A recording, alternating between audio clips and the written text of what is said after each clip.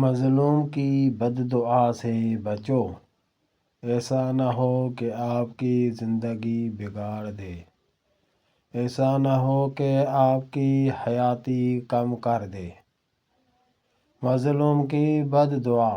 رسول اللہ صلی اللہ علیہ وسلم نے فرمایا، مظلوم کی بد دعا سے بچو، کیونکہ یہ آسمان کی طرف چنگاری کی طرح بلند ہوتی ہے۔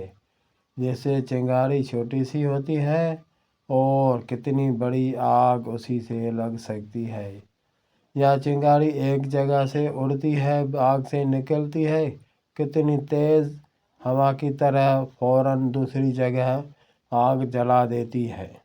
یہ بد دعا ایسی ہوتی ہے۔ دوسری حدیث مبارکہ سے ہے کہ بد دعا جو ہوتی ہے اسی کو کوئی رکاوٹ نہیں ہوتی۔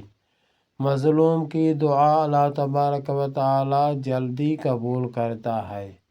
آپ نے دیکھا ہوگا ظالم لوگ جو ہوتے ہیں ان کی اکثر حیاتی بہت کم ہوتی ہے، سوائے اسی کے کہ کوئی ایسا ظالم بھی ہوتا ہے کہ ظالم ہوتے ہوئے کچھ سخاوت بھی کرتا ہے، لوگوں کی مدد کرتا ہے، وہ بچ جاتا ہے۔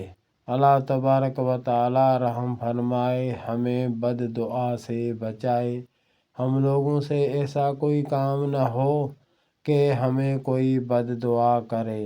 اللہ تبارک و تعالی ہمیں ظلم کرنے سے بچائے اور مظلوم ہونے سے بچائے۔